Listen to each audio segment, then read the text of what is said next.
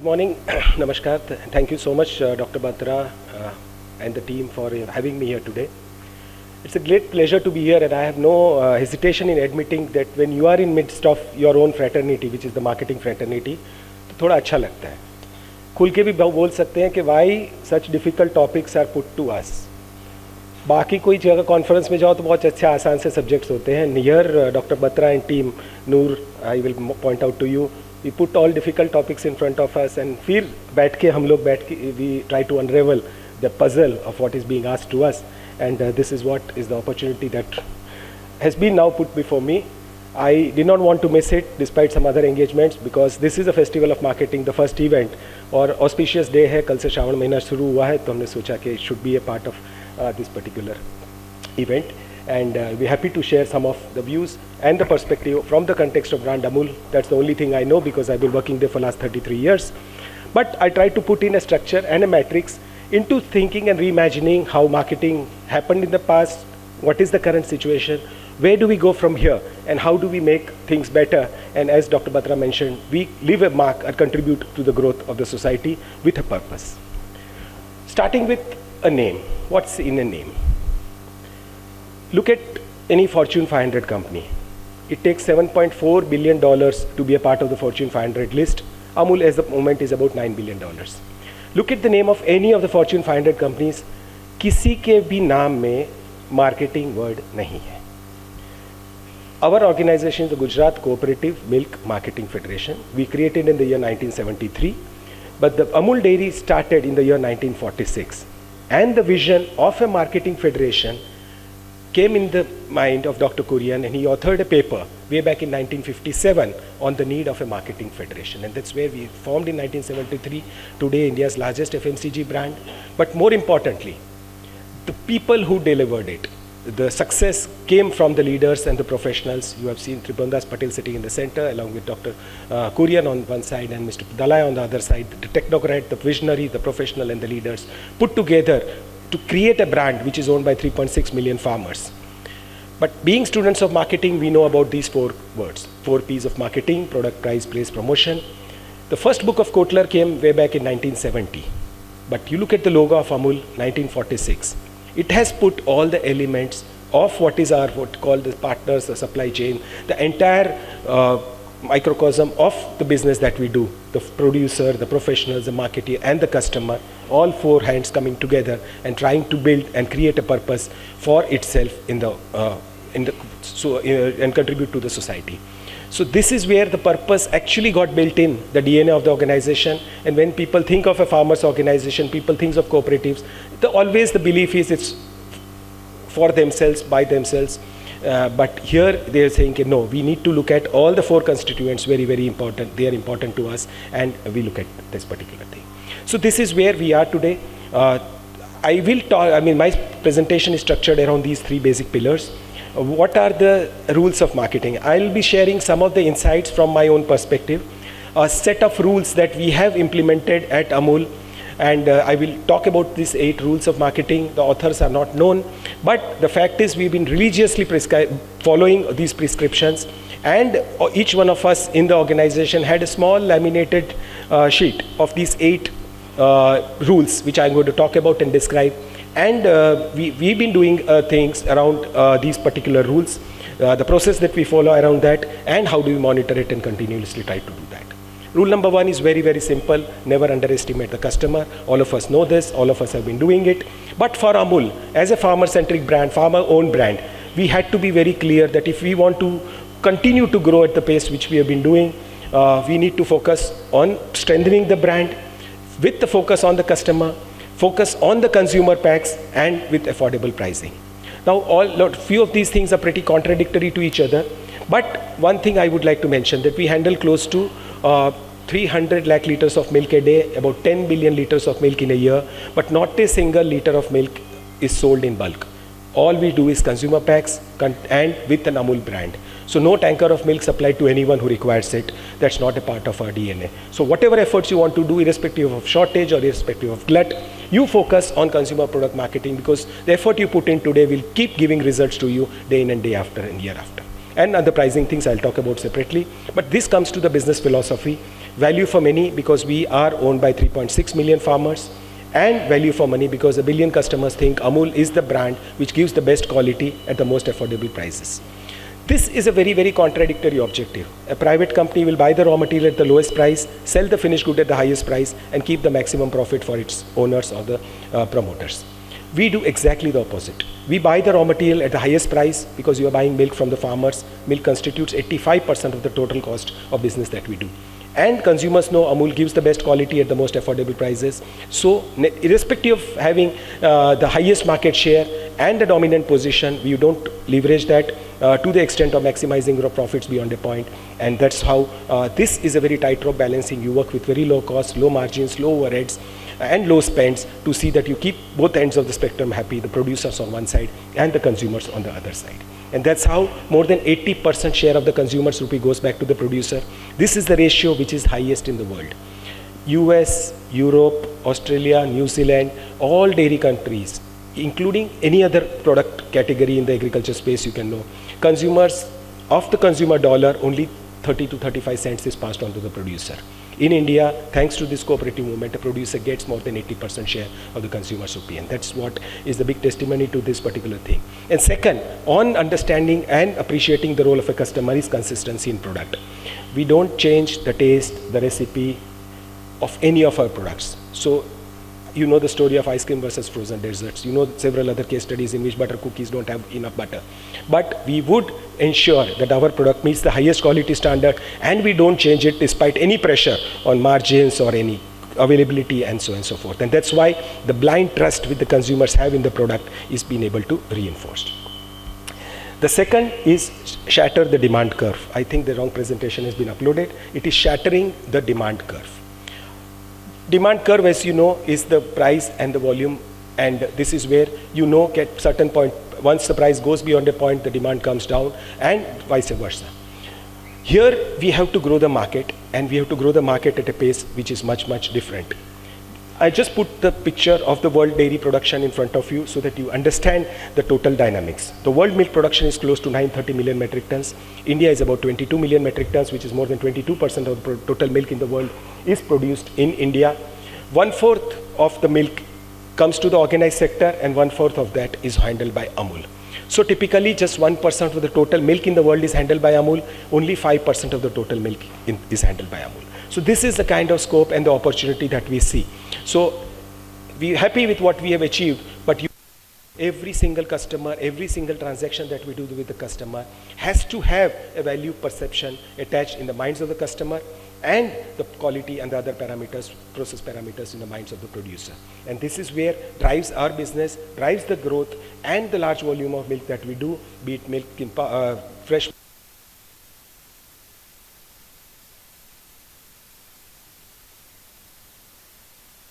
cattle feed to 1,000 SKUs sold in 1 million outlets, and making us the 8th largest dairy company in the world, and also ranked as the strongest dairy brand in the world as per independent researchers. So having said that, we come back to the third rule, which is create a ladder of genuine benefits, and these benefits can be technical, it can be functional, it can be emotional. There are certain things which consumer expect from a brand. There are certain things which you need to do anticipating the demand of the customers. So we are now into the space of protein, and we are now trying to create a product portfolio of protein which you can consume in your daily life. Nutritionists would tell us that we need 1 gram of protein to be consumed every day per kg of our body weight, which means each one of us needs to consume 60, 70, 80 grams of protein every day. A normal vegetarian diet would be clearly insufficient to do it. All we need to do otherwise is to resort on the kala dabbas which are imported into the country, and we need to pay through our nose to buy them, and it becomes very, very expensive for everyone in the family and everyone in the society to be able to consume that.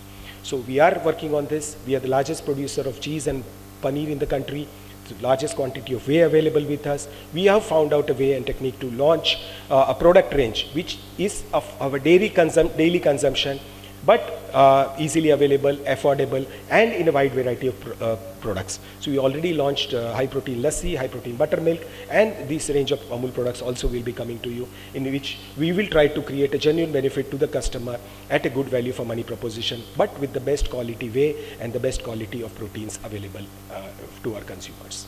Second is the need of immunity, and post-COVID, this has become very, very important. How do we as a brand try to provide the best probiotic product at the most affordable price to the customers? Buttermilk, curd products are the best form of delivery of probiotics. And we have a couple of months back converted the entire volume of buttermilk that we do, which is close to 3 million liters a day, that is 6 million packets of half a liter chas, equivalent to 30 rupees a liter, into probiotic. So today, the best quality probiotic is available to customers across the country in a probiotic form without even spending a rupee extra. And that's how the brand would like to delight the customers and build on the health of the nation. Mithai is another category where people are not trusting the loose products available in the market. Most of the khoa sold loose in the market is adulterated. How do we overcome this? Mithai, we are all sweet tooth. The festival of marketing and festival of festivals have all started. So this is where is our contribution to a range of mithai made from fresh milk khoa, the purest of ingredients, the honest ingredients, and we're trying to offer a range to the market. Another space we have just got into is organic. We all want to eat food without chemicals, without pesticides. And we have our own lab of testing the pesticide residue in each of the products that we consume. You will be shocked to learn that the rice that we eat has lead content which is 30 times more than the permissible limit. And I can go and talk about everything that we have with wheat flour or the dal, chawal, chini, and so on and so forth. But if we want to serve organic products to the customer, it has to be available, it has to be affordable. And also the farmers need to have an incentive to get into organic farming in a professional way, in a certified way, so that there is a market available to them around the year. And we are not talking of export market, we are talking of the domestic market for consumers like you and me. So we have now launched a range of organic products. We are a part of the new multi-state cooperative on organics which has been set up.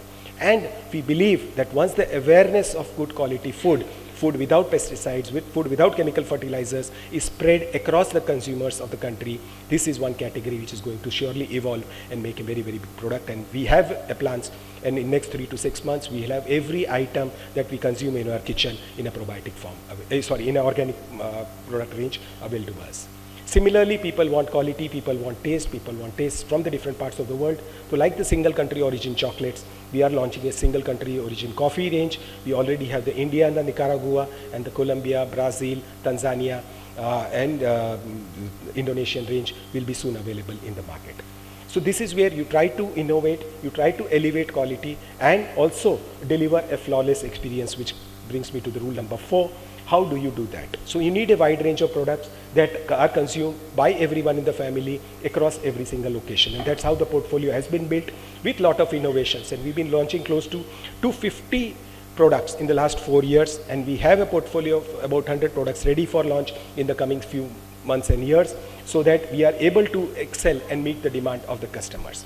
One more thing is the premium experiences which Indian customers want, and this is a photo of one of the first few ice launches that we have launched, in which we have the best quality ice cream from best flavor of ice cream from every part of the world served in a lounge experience. We have set up these lounges in Pune, in Ahmedabad, in Jaipur, and the one in Delhi, Bombay Palladium, and several other malls in the best locations in the country are coming up very soon.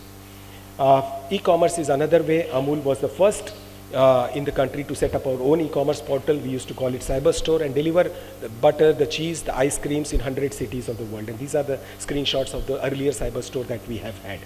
And now we are also back into the DTC platform, and we will be soon having 70 to 80 delivery centers. Practically every single branch of Amul will be an e-commerce compliant branch, directly servicing the customers, directly servicing the retailers also, and taking on the D2C role in a very, very strong and a professional manner. Same applies to the digital technologies. We were among the first in the country to set up a .com presence way back in 1994.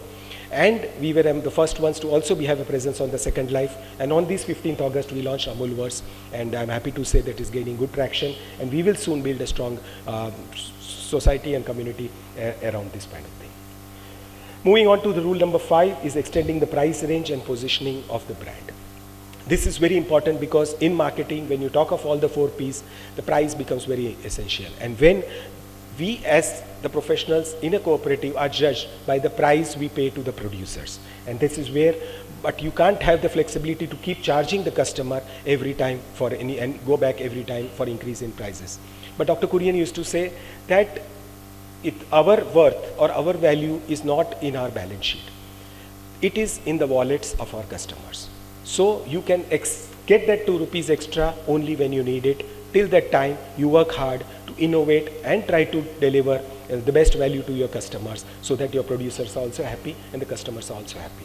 And this, I'm showing an ad of 1960s. And in that period also, when the Amul brand was not known, the Amul Butter Girl was not as popular as it is today, we had the price put up in our ads. Trying to say, and this is in Gujarati, which says, my favorite makhan, which is not very expensive. Okay, so and the bottom line says, mas tu majedar, songu Amul. Songu means the other opposite of mongu, which is affordable. So this is where the consistency in communication with the brand across a large number of decades is actually helping the brand get that value for money perception in a very, very strong manner.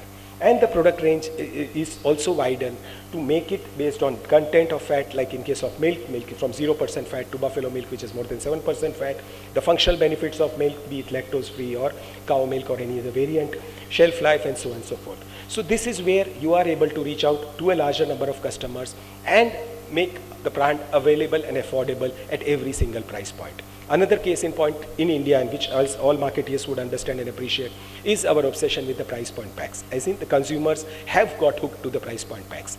This is a great enabler for distribution, cutting through the price, and as I mentioned earlier, the demand curve also gets shattered when the consumer knows that he gets the best volume of the product at a certain price point, and that makes him grow the franchisee of the brand and increased consumption around the year for the product.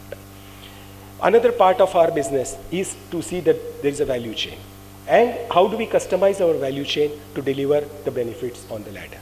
And this is where it's very, very critical for a product like us. Milk, which is perishable, milk gets bad within 4 hours of collection. So after the farmer gives the milk, it has to be chilled. At the village level itself, the chilled milk comes to the dairy plants and it is processed into a variety of products and it is sold across the country. In our case, our supply chain is very unique and we call it a distribution highway. The word highway is used with a purpose that you need to ensure the highest volume to bring down the costs. And that's why the channel partner will become happy. He will not count the individual margin on every single product. The channel partner would appreciate that once he gets a bouquet of product across any of the 4 highways, be it the dairy ambient at the room temperature, chilled at 0 to 4 degrees centigrade, frozen at minus 20 degree, or fresh, which is directly from plant to market, which is 48 hours shelf life, the volume of the business ensures, and the velocity of business ensures good returns for everyone, and obviously everything at a very, very low cost. So the highest product we sell, which is milk in pouches, comes at a just total 5% cost of margins for both the distributor and the retailer put together. No business otherwise can happen with so minimal margins. But as I mentioned earlier, the volumes are so large, which is equivalent to 200 lakh liters per day, that the channel partners are happy. And this is how the entire supply chain works. Round the clock, 365 days. COVID saw the best in Amul, where everything was at a standstill, but the entire Amul system was moving because of a very, very strong integrated supply chain. And every member of the chain knew what role he had in the adverse situations also to meet the requirements of the customer. So our milk moves from 3.6 million farmers, 18,600 villages, 98 dairy plants, these 4 distribution highways, through 83 sales offices, exports to 50 countries, 15,000 distributors, and more than 1 million retail outlets. And Amul is also the largest single brand retailer in the country with more than 10,000 parlors, exports to more than 50 countries, and a fully vertically integrated cooperative with the obsession of working like an IT company in food business. So this is the strategic thrust area we took way back in 1995.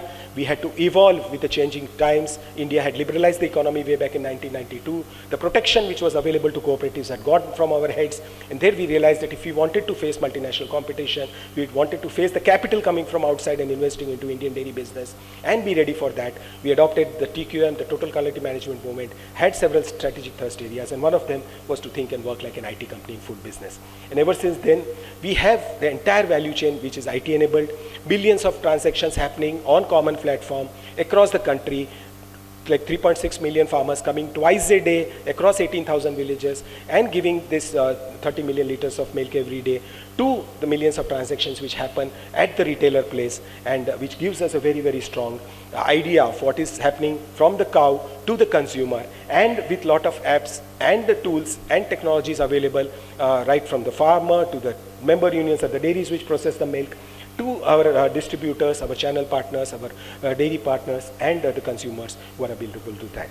So this is where it has greatly benefited us, and we work with very, very low costs and low overheads with very less number of people across the length and breadth of the country. But because everything is digitally integrated, everyone in the supply chain has clear visibility of what's happening on the other side, and that's what keeps the organization growing at a very much faster rate. Now comes the exciting part of Consumer Connect. And this is one rule which we loved following, is use of influencer marketing and seed the success through brand apostles. Easier said than done, but there are a few interesting case studies. What is common in between all these people on the screen? All celebs, all big ones. They are all a part of the Amul topical campaign. So brand takes celebrities to advertise their products. Here, celebrities want to come on a brand platform to get recognized. And this is the power of the Amul topical campaign, talking about everything and anything happening in the world in a very humorous and tongue-in-cheek style, but giving an instant appeal and recognition not only to customers but also those who appear here, and that adds on to the aura of this particular campaign, which is happening at a very, very low cost, a fraction of a cost of a normal advertising budget. But it's the power of consistency, the power of salience of a medium and the message, which actually brings a lot of strength to the brand. Having said that, how do we leverage this particular rule into creating something in which we were very, very weak? Okay, and this is where I will present a few slides on a small case of how the millennials or our consumers made Amul the largest dark chocolate brand in the country. Amul had been in the chocolate space since 1973, but we were not doing well because the brands like Cadbury, Nestle were very, very strong and dominating the market. And I remember when I joined Amul in 1991, and I'm sure you will not agree to this, but it's a fact that more than 60% of our advertising budget was spent on only two products, which is chocolate and Nutramul. And our market share was insignificant. We were not able to keep pace with what was happening in the changing market as far as the chocolate space and the beverage space was concerned. So we realized that we had to, in the year 2000, about 10 years back, we had to make a difference in this space because consumers had equity of Amul chocolate in their mind, but the product was not delivering to their expectations. So we built a portfolio of dark chocolate range of products. I'm sure each one of you are aware of this kind of product, but I'm also sure that you would not have seen a single advertising on that because we never advertised this. We listen to every single conversation of consumer. I can tell you for myself, last 10 years, every single tweet on Amul products, every single Instagram of Amul products, I've personally seen, shared and acted on. And I would be the first one in the organization to be keeping a track of it, though you'll not find me on any social media platform. This is one obsession we had. We listened to every single customer. We understood what they want, which all variations they wanted in our portfolio, and as a result of which, thanks to the word of mouth and the power of the brand message being spread across by our consumers, this product became the largest selling brand in the dark chocolate space, and giving us a lot of faith and confidence that if we do things right, the results also will be very, very good. And finally coming to the last rule, which is rule number 8, which is actually very, very difficult for all of us to understand because we are all centered about ourselves, our brand, our product, obsessed with that. How do you attack the category like an outsider? So within the organization, one has to create a DNA that it is not that we should be obsessed with what we are, but if others look at us, how do they break into our things? So you find out every single chink in our own armor, try to cover it, protect it, and see that you are not vulnerable to anything which is happening in the foreseeable time in the future. So several product categories which were invented, reinvented, and built upon it in a very, very systematic manner to see that we don't give any space to any competitor coming in. You've seen Danone failing in the Indian market. They are the kings of yogurt in the world. But we realized that if we want to cater and become stronger in the Indian space, we need to understand the Indian consumer palate, create products around it. Butter is the flagship brand, but you are not happy with the 85% share of Amul butter. You create a portfolio around that to see that the customer doesn't go away anywhere, anytime, including the launch of a margarine, let me tell you that. Immunity, and this is what came up in the difficult times. How can we get into space of carbonated drinks if consumers were drinking that? So first time in the world, a carbonated beverage made out of dairy ingredients, real fruit, real milk, and without the caffeine and the phosphoric acid, which a typical cola has.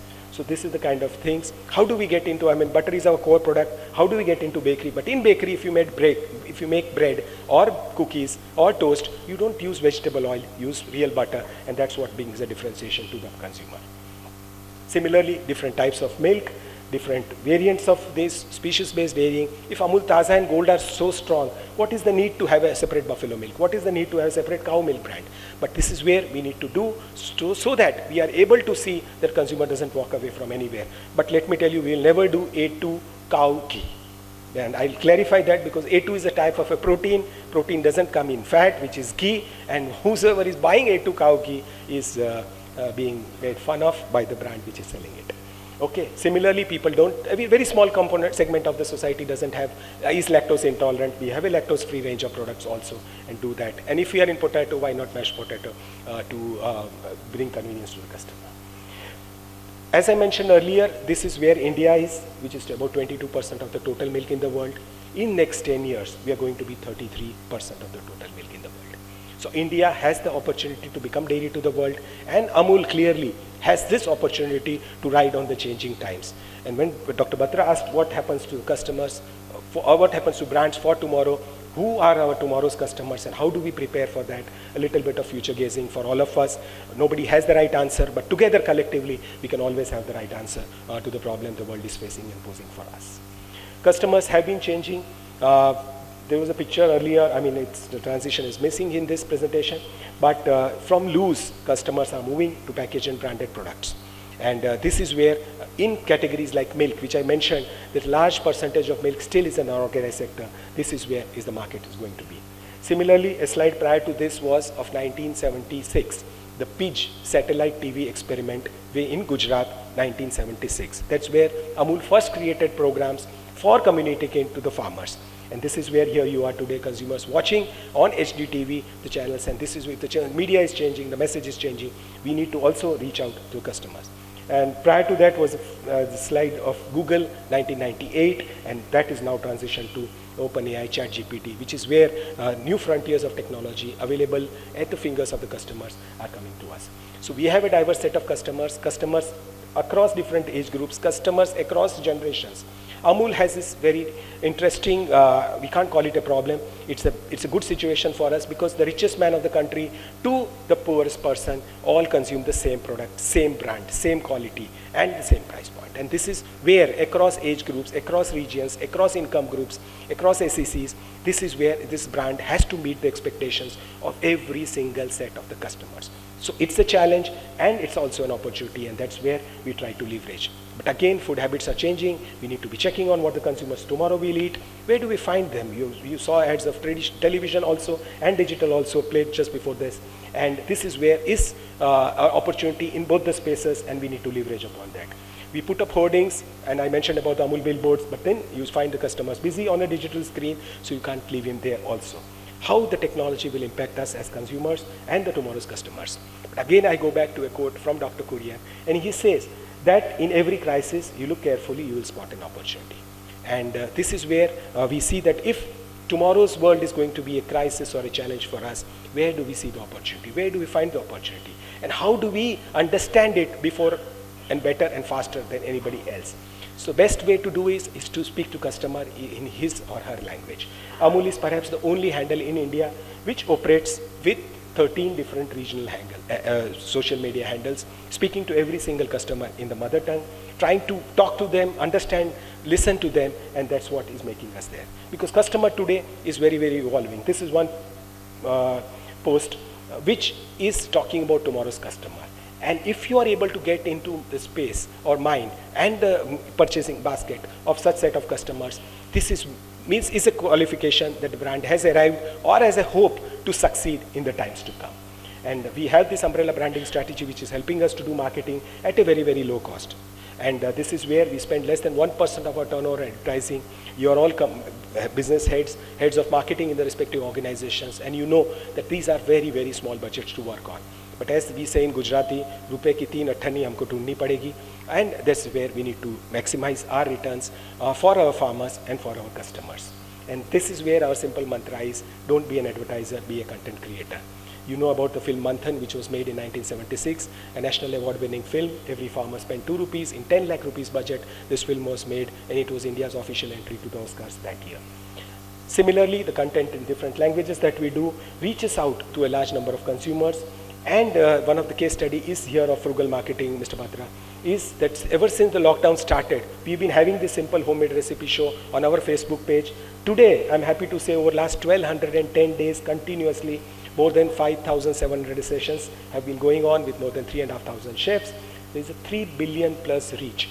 And if you compare the reach of content and the money spent by big brands, you can see that such a content for the product, very intrinsic to what we do, which is cooking, food, recipes, is being created by our chefs, for our consumers, absolutely free of cost. Strategy, consistency in strategy and execution is also very important. A 7-decade-old brand cannot afford to change every day. We have been very clear that if everything is working well, you don't need to change it. Like Amul Butterly Butterly Delicious campaign way back in 1966, Amul Taste of India in 1994, Real Milk Real Ice Cream 96, and Amul Doodh Pita India since 2000. We have not changed the campaign line, keeping on building it, refreshing it, changing as per the changing times and consumers. And this is what is the simple content bucket that we have. If you are talking to the consumer in the right context, with the right consistency, and the content is appropriate for them, if you hit the sweet spot in the center, I think the job is done at a very, very low cost, in a very economic manner, but more importantly, meeting the aspirations and requirements of our customers.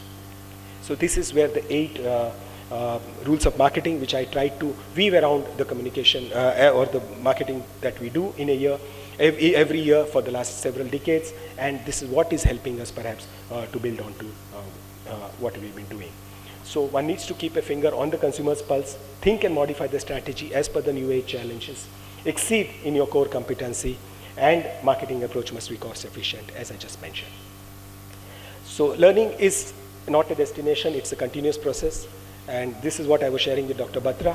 On the left side is a certificate which I had. I first saw a computer and did a course in basic computers way back in 1984.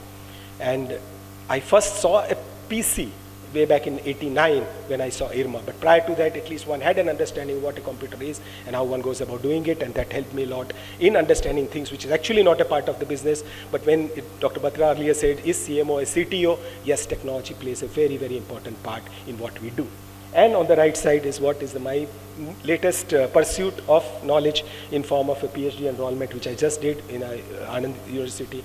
And I hope in the next few years, I'll try to understand the nuances of research and put together the knowledge that we have.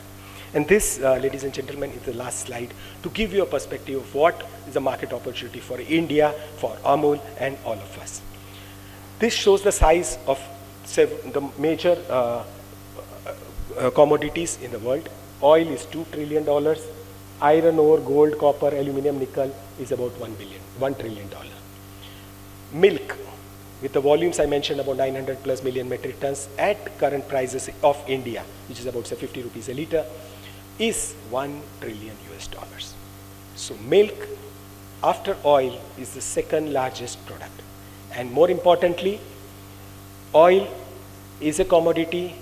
Oil will not be there after 5, 10, 15, 20 years. But milk, largely branded, consumed by each one of us, has a stronger and better future in the years to come. And this is what we at Amul try to keep thinking. We try to reinvent ourselves to see that this is the kind of a global opportunity that we have for India. Our producers, more than 10 crore families depend on milk for their livelihood. And if we are able to do something better for them, we have all a great future into the growth of our country and economy. And this brings to my last slide, that I'll be talking about numbers of milk, the volume of milk, the value of milk. But at Amul, we strongly believe that our currency is not milk, our currency is trust. The trust of our producers, the trust of the consumers, and this is what will hopefully make the brand grow bigger and better in the years to come. In words of Dr. Kurian, to sum up, we have traversed a path that few have dared to. We are continuing on a path that still fewer have the courage to follow. We must pursue a path that even fewer can dream to pursue. Yet we must, because we hold in trust the aims and aspirations of millions of our countrymen. Thank you so much, and thank you for this opportunity.